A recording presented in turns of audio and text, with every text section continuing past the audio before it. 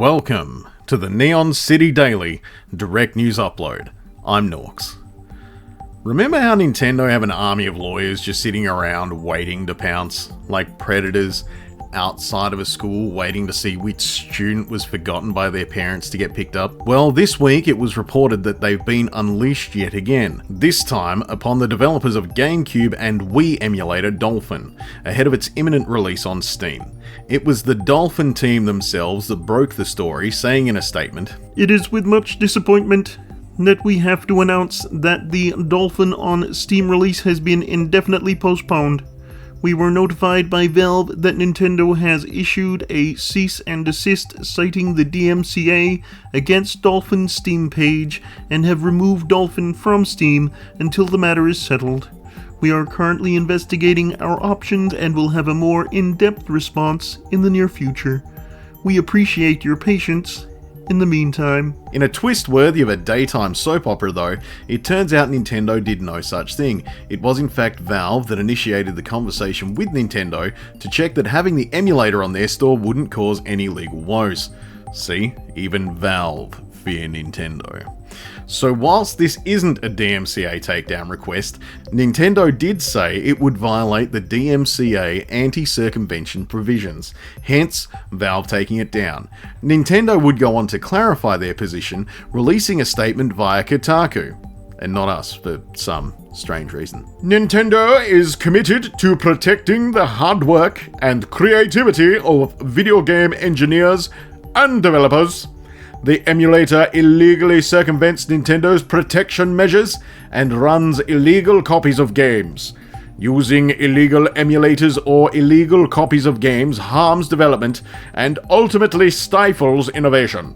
Nintendo respects the intellectual property rights of other companies and in turn expects others to do the same." Once again, we find ourselves agreeing with a fairly reasonable take by Nintendo. At least their lawyers got to do something by presumably drafting that statement.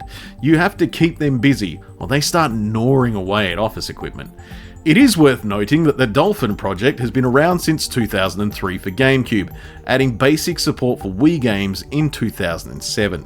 Whether Valve shining a light on the Dolphin project will force Nintendo's hand and make them go after the project, which still exists outside of Steam, is yet to be seen. Everyone's favourite Polish game developer, CD Red, have this week reported during their latest earnings call that The Witcher 3: The Wild Hunt has now sold more than 50 million copies since its 2015 release, bolstering its position as one of the top-selling video games of all time. It of course doesn't even come close to Tetris, which has sold 520 million copies, a fact that was discovered while researching for this article, by the way. That's kind of crazy. Not even GTA 5, a game with multiple versions released for multiple platforms over multiple generations, comes close to those numbers. During the same call, CDPR CEO Adam Kaczynski also addressed the recent rumours of a potential acquisition by Sony, promptly putting them to rest, responding to a question on the subject from an attendee with the following statement. "Nothing has changed on our end, so I can repeat what we have been saying throughout the years. CD Projekt is not for sale. We want to remain independent. We have, I believe, an excellent strategy. Not easy to execute for sure, but it's very exciting to follow our own path. So, it's a pure rumor." It's no secret that here at NCD we're excited for the upcoming release of Diablo 4. It's a breath of fresh air to be so pumped about a Blizzard product after years of controversy and mediocre games. That said, it does feel like we're just waiting for them to fuck it up somehow. One surefire way to do that is by giving the public opportunities to interact with the developers. The last time they did that, we were given the infamous line, "Do you guys not have phones?" And things for Blizzard only went downhill from there, in eerily similar circumstances that are hilarious to us but likely PTSD inducing for Blizzard's PR team. A planned developer Q&A was meant to take place during the Future Games Show. In preparation for the event, the Future Games Show had put out a call for community questions to be submitted via Twitter. However, it appears that the questions were either fabricated by inactive or recently created Twitter accounts. Either future game show organisers didn't receive any questions from actual fans, or ended up getting questions that they did not want to pose to Blizzard. Either way, the whole situation is incredibly fishy. We can't decide who is more likely to be behind this devious scheme, but either way, it's potentially a lifesaver for Blizzard. They have a big week ahead, and letting loose their developers to answer fan questions is probably something best saved for after release, lest they say more dumb things that turn people off another game. If you had to rank Star Wars movies, you're almost guaranteed to piss off one or more subsets of the Star Wars community who will instantly accuse you of either being wrong, really wrong, or a Trekkie sent undercover to somehow sow discontent. I mean, obviously the best movie is Empire, but I digress. When it comes to games, however, fans get a lot more agreeable. The Knights of the Old Republic stands head and shoulders above almost all other Star Wars games, so when a remake of this classic fan favourite was announced, there was excitement. When news of the remake slowed, there was concern, and when the studio charged with the remake had it taken away from them, there was heartbreak. Were we ever going to get to re-experience this incredible game with all of the modern bells and whistles implemented? For so long now, we didn't know the answer to that question. Thankfully, there's a new hope. During the latest earnings report for Embracer, Knights of the Old Republic remake was listed among its active development projects, a list that includes games like the next Tomb Raider, Warhammer 40k Space Marine 2, and plenty more. The Knights of the Old Republic remake was initially in development at Aspyr, a company that has primarily worked on ports of various Star Wars titles, including both Knights of the Old Republic games. After an internal review of the project, Aspyr was taken off the project for reasons not confirmed publicly. The game is in development now at Saber Interactive, the dark side of the Force, wielded in the shadows by the likes of Sith Jar Jar, works in mysterious and deceitful ways. Stay in the light, gamers. One day soon we'll all be enjoying this amazing game. As is tradition, the Lord of the Rings Gollum launched this week completely broken. Developer Daedalic Entertainment had their apology template ready to go, quickly releasing the following statement. Dear players, we would like to sincerely apologise for the underwhelming experience many of you have had with The Lord of the Rings Gollum upon its release. We acknowledge and deeply regret that the game did not meet the expectations we set for ourselves or for our dedicated community. Please accept our sincere apologies for any disappointment this may have caused. We won't read the entire thing, it goes on for way too long, and by now you probably already know all of the bullshit talking points from every other template where a game company has apologised anyway. There's not much left to say about this trend. It's gross, it's infuriating. As for Daedalic, they have publicly discussed their ambition to make more Lord of the Rings games, but whether the reaction to Gollum will change those plans is unknown. A Switch version of the game is in development and is scheduled for release in the future, but many are wondering if the studio will see it through given the reaction to the game so far. GameSpot, who gave the game a generous 2 out of 10, reported that the game crashed 120 times during their playthrough. That's a red flag.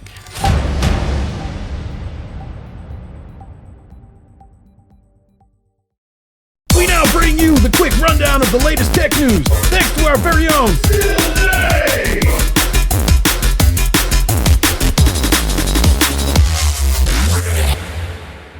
Nvidia and AMD have both this week released underwhelming video cards, with both the 4060 Ti from Nvidia and the RX 7600 from AMD only having 8GB of video memory each, with current generation consoles sporting anywhere between 12 to 16GB of unified memory.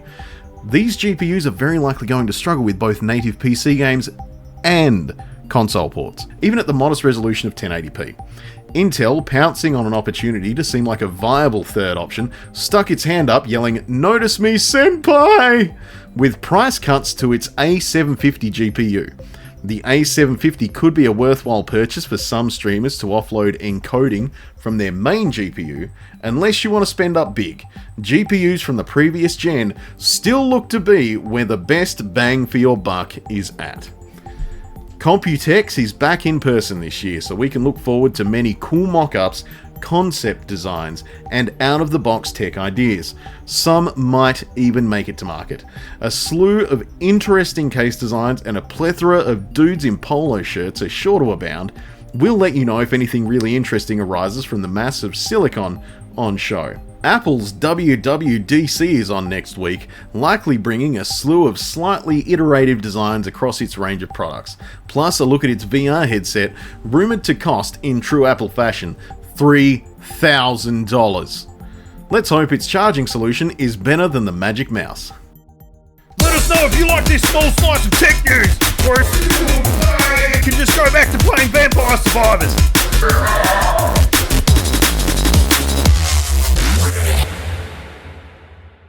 Closing out this week's episode is Sony. This week they took the virtual stage for the 2023 edition of the PlayStation Showcase. As expected, the show was packed with big reveals, including a few major first-party titles currently in the works for the PS5 and PSVR 2. We're going to give you a quick-fire rundown of what was announced. This will include brief descriptions of each game, a little bit of NCD sprinkled on top. You might not agree, but it's our show, so buckle up. We promise gaming news in a condensed form, so this is what you're going to get. Fair Game $. New IP from Haven Studios. It's some kind of competitive heist game where you compete against other teams to rob the rich. Helldivers 2, sequel to the 2015 co-op top-down shooter. It's now in third person. Placing bets now, maybe number 3 will be first person. Immortals of Avium, looks big budget, FPS but with magic not guns. Ghost Runner 2, kicks off a year after the events of the first game. This time you get to go outside of Dharma Tower, still first person, new dialogue system, a central base of operations, new mechanics, skills and levels. Sword of the Sea, all we know is you get to ride a hover sword. That sounds rad as fuck. The Talos Principle 2, it's more puzzles. They do promise more mindfuckery though, with more secrets to uncover, a deeper story to lose yourself in, and a bigger question to boggle your brain. Never, described by developer Namada Studio as emotional and challenging. Sounds like real life. We can pass on that. Cat Quest, Pirates of the Caribbean. Cats and pirate ships, I'm pretty keen. Foam Stars, Square Enix wants to Splatoon all over Nintendo with their own non-violent shooter. It's just foam though, not goop. The Plucky Squire, you're in a book, art direction looks nice. Bad guy is called Humgrump, ironically also what NCD calls his wife when it's that time of the month. Teardown, voxel-based environmental destruction heavy heist game. Think this is already on PC, dunno, looks fun. Metal Gear Solid Delta Snake Eater, the long-rumoured remake of Metal Gear Solid 3. Snake Eater is finally confirmed. Don't fuck this up, Konami. I mean that. Don't fuck this up, Konami. The Metal Gear Solid Master Collection Volume 1. Like the Master Chief Collection, but Metal Gear Solid, not Halo. Covers games 1 through 3. Towers of Agazbar. You build settlements and grow an ecosystem across an entire island in an attempt to rebuild your tribe's lost civilization. Sounds like hard work. Final Fantasy 16. It's Final Fantasy, not much else there to say. It looks awesome. Apparently it's inspired by Game of Thrones, but let's hope they mean the books, not the TV show. Alan Wake 2. Remedy, who made Control, which is awesome, returned to their roots with a sequel to Alan Wake. This one might even see some stream time from some NCD members. Assassin's Creed Mirage. Was a 3-year hiatus from Assassin's Creed games, enough to make sure we're excited about the new one. Not sure, but we'll see how that goes. Revenant Hill. You build a community that includes ghosts, witches, and demons. Grand Blue Fantasy Relink. 4-player co-op where you play as anime girls. Street Fighter 6. For the first time, maybe ever, you get to fight on the actual streets. Oh, and you can create your own fighter. This looks fucking amazing. Ultros. Side-scrolling sci-fi adventure game. You grow planets. Can't say we've done that before. Tower of Fantasy. It's a gacha game. Just stay away. Stay away from that one. Dragon's Dogma 2. The first one was the most underrated action RPG of the PS3 and 360 console generation. This looks really good. Five Nights at Freddy's Help Wanted. PlayStation VR and horror. Resident Evil 4 VR mode. PlayStation VR and horror. Arizona Sunshine 2. Lots of fun playing the first one, but once again, horror and VR. But this one's a maybe. Marathon. Bungie describes Marathon as a new sci-fi PvP extraction shooter in which players will compete for survival, riches, and renown in a world of evolving, persistent zones where any run can lead to greatness. We were excited when we heard Marathon, then disappointed with every word after it. Destiny 2, The Final Shape. The conclusion of the 10-year Light and Darkness saga. More Nathan Fillion. Also, of course, there is a triangle. Concord. Sony brought a studio called Firewalk Studios. This is their first game. It's a PvP shooter because that's not a crowded market. Gran Turismo. Did you know there's a Gran Turismo movie coming out? I didn't. Marvel's Spider-Man 2. We talked about this one on the main show. Go take a listen to that because... That's it for the news this week. Be sure to tune in to the Neon City Daily podcast, where there's a 50% chance we will discuss some more of this in greater detail. If you want to join in on the discussion yourself, as well as share increasingly disturbing memes with fellow NCD community members, hit up our Discord. All the relevant links can be found on our website, www.neoncitydaily.com.au. I've been Norks. This has been your Direct News Upload.